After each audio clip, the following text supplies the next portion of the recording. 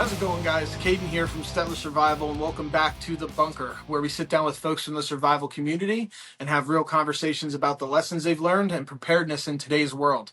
And today, guys, we have a repeat offender down in the bunker with us, Nick Keen from Nick's Quick Reviews. How you doing, buddy? Doing good. How about yourself? Oh, I'm doing great, man. Doing great. Um, so today we wanted to sit down because you have a pretty cool announcement. So I'm gonna let you take the reins here a lot and just tell everybody about this cool announcement that you got going on. So why don't you take it away and just do the overview, and then I'll ask all the questions that everybody will be thinking after. Okay. So long story short, good buddy of mine, Mike Jeffries from Two Birds Metalworks here in Louisville, Kentucky. Heck of a knife maker. One of the reasons the channel started out initially was to highlight his knives, and we talked about it on the last episode. But about 9, 10 years ago, he went on hiatus, stopped making for a while. I think various reasons has been speculated. I'm going to be doing an interview with him and probably talk about it right before the knife drops. But he reached out to me and said, "Hey, I'm getting back to it. Do you want to design a knife with me and do a collaboration?" And I was like, "Yes, sir. No question. No need to even think about it. Like, yeah, let's do it." So, How do you say no to that, right? right, because we've done probably about a dozen so far, and every one of them's been very different from each other. But this one, I wanted to do something different. I wanted to make it more, instead of like flashy and like real unique looking, I wanted to make something that was more purpose driven, first and foremost, and then the flash can come afterward. But so that was kind of the reason and the theory behind going into this, and the reason we did the things we did and made the choices that we made going into this one. So it should be pretty interesting. I got a couple of his knives over here. I can't show the design just yet. It's drawn up, but I got a couple knives where you can kind of get an idea. So um, Yeah, for sure. it should be a banger though. So is this what was the knife maker's name again? I'm sorry. His name's Mike Jeffries. Mike The Jeffries. the knife company is Two Birds Metalworks, but Two he's Birds. the lone maker is Mike Jeffries. Okay. So He's been is featured in Blade magazine. He's been the okay. Blade show a couple times. Just real makes really awesome knives. So is Two Birds the same company that you designed? Was it the Wood Booger? Yes. Yep. Yeah, it's the same on the okay. And Yep. The I wood know it. booger, the moon drop, the critter slitter, the bomb pop buoy, all of that. The Kentucky Puko, all of those came out of Two Birds Metal Workshop. Okay, awesome. Yep. So you said this is going to be a more purpose driven, excuse me, blade instead of being more of a like a flashy shower knife. Are you able to talk about what the purpose is yet, or Yeah. So basically, we're doing two knives. They're going to be the same design, same shape, different steel, different handle material, okay? different purposes behind them. One of them is going to be in 14C28N, which is a stainless. Last time we talked, I had a Joker Trampero Kepart knife. Mhm. That's the same steel that's on that. It's a Sandvik stainless. Moore is using it. Joker, a lot of different companies are going to it. They're putting it in folders a lot, but it's a stainless that sharpens up really easy and keeps a good edge and gets really crazy sharp. I would compare it to something maybe like AEBL or something like that. Okay. Just a real tough stainless, but it sharpens up real easy. Okay. The other one that one that's in stainless is going to be geared toward hunting, skinning, food prep, things like that. The handle material is going to be Grip X, which I haven't seen a lot of people using it yet, but it's basically like a rubber molded injection molded rubber kind of like when it gets wet, it gets way more grippy.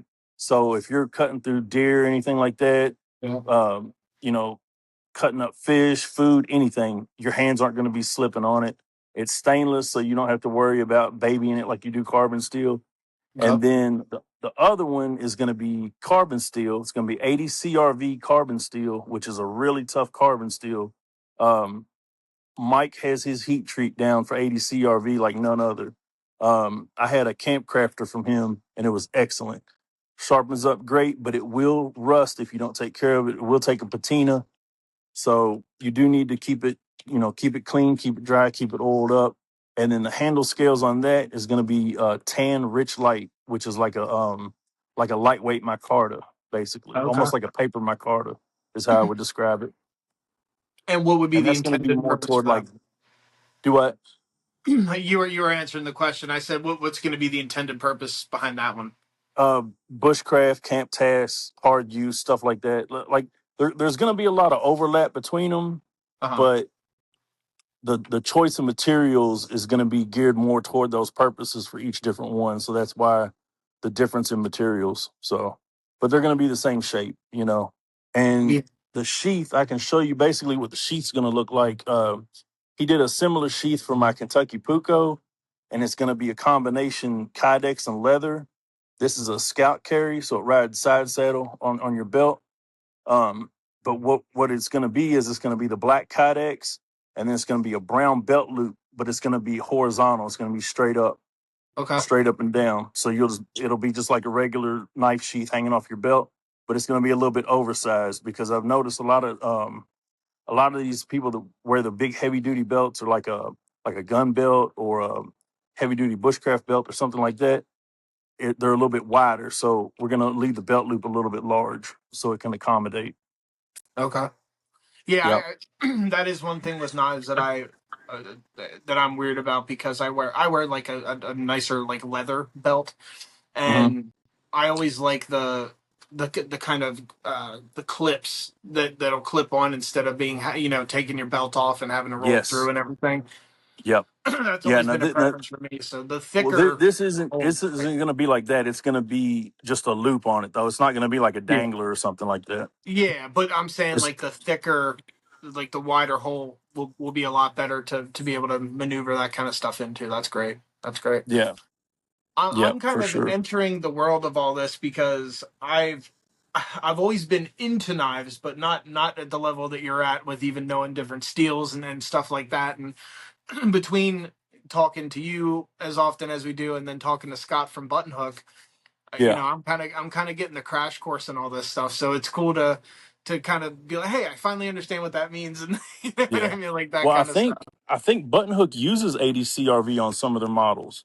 Okay. I'm pretty sure I've seen them mention 80 CRV because I remember thinking, oh, that's a good choice, just because of what Yeah. I've dealt with, dealing with Mike stuff. So Yeah, I'd have to look. I don't know off the top of my head, but I unfortunately only have one of Scott's knives right now. But I'm sure that'll change, and I'm excited to check this one out too. I always part of the point now for me is to always jump on, when friends are having projects and stuff, and I'd be excited to get my hands on one of these and test it out and do all that. yeah, For sure. yeah. Well, I can't wait to get them in hand and see them finished because Oh yeah. it's going to be something special, I think. Now, when I was putting it together, I realized the knife that I got from him that I probably use the most. I mean, I use all of them, but the kitchen knife, he made a chef knife for us a little while back, like right before he got out of it.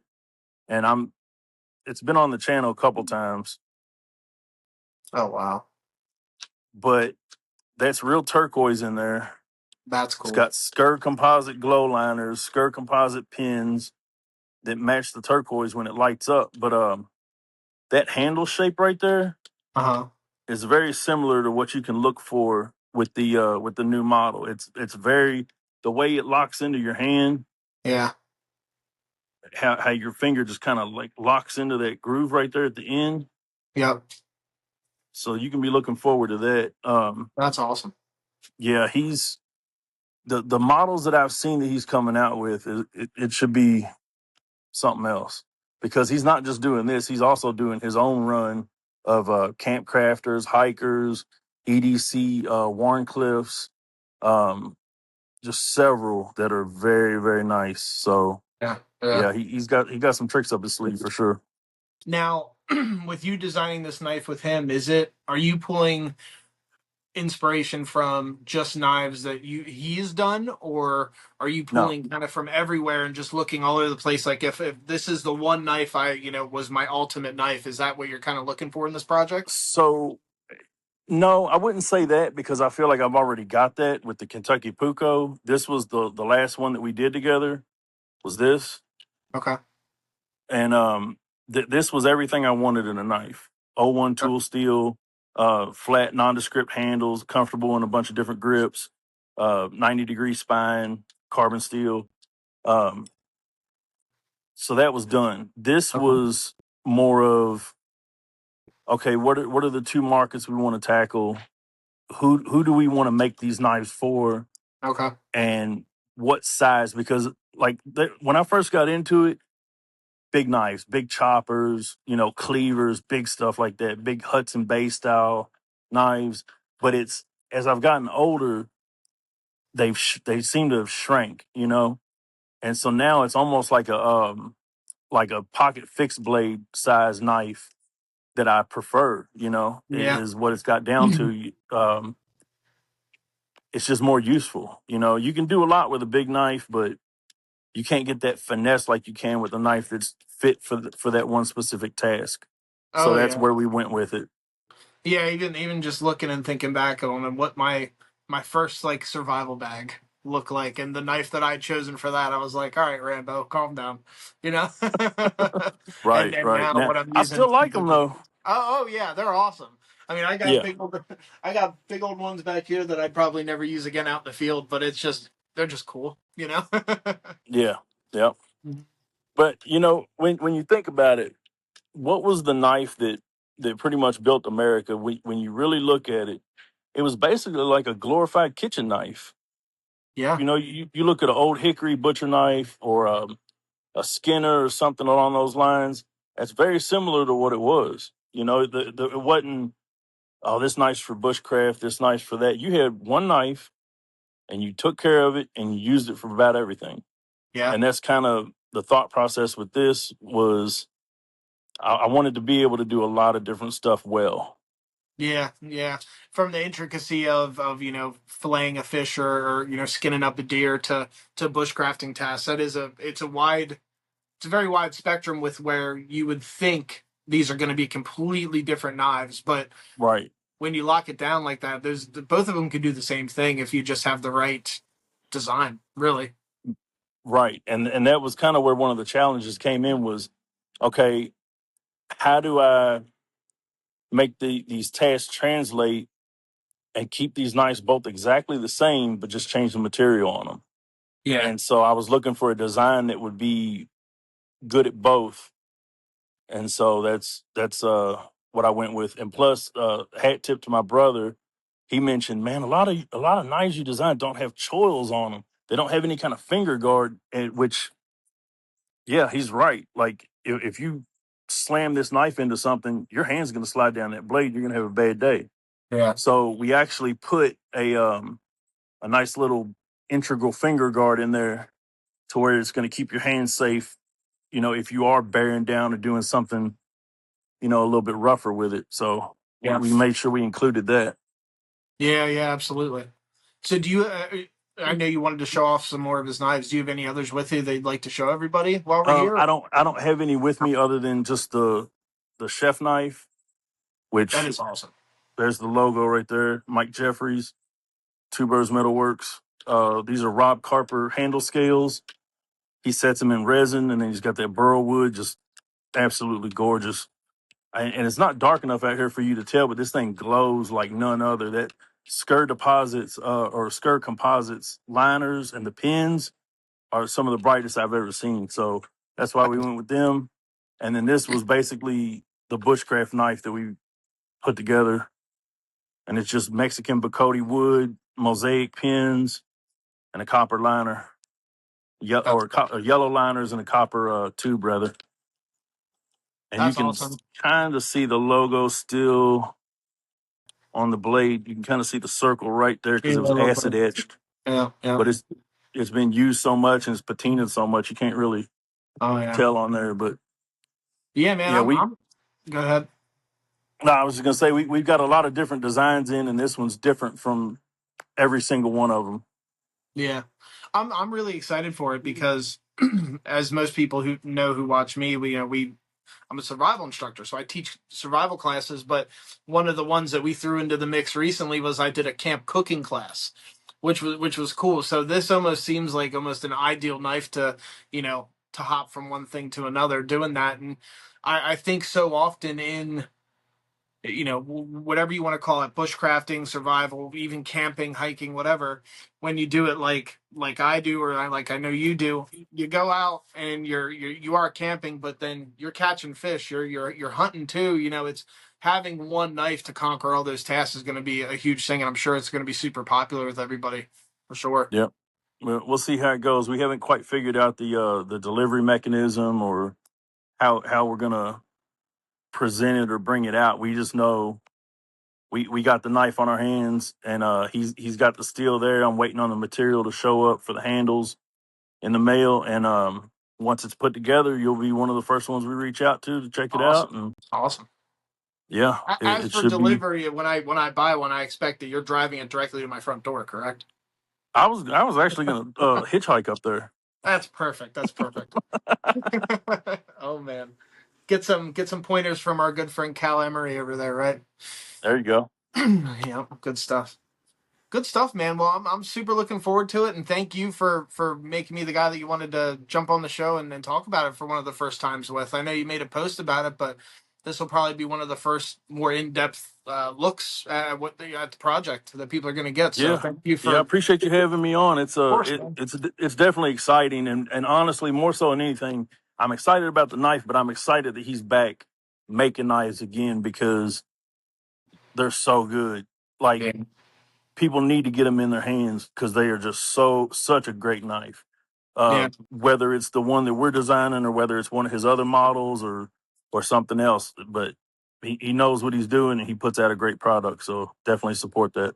Oh, absolutely. So until this is out, where can people find? Does he still have a website and everything that they can buy Yeah, back he's on stock? Or Instagram. Yeah, he's on Instagram under Two Birds Metalworks. The number two birds, just like it sounds, like birds that fly in the sky, and then Metalworks. Two Birds Metalworks.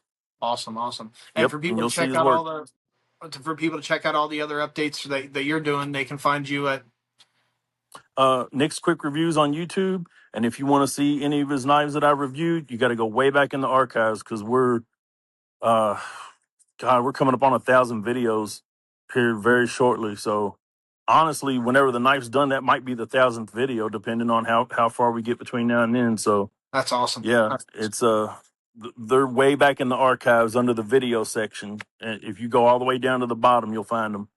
Okay, good stuff, man. Good stuff. Well, hey, buddy, thank you for coming on the show again. Always a pleasure to have you in the bunker. I'm sure it won't be the last time.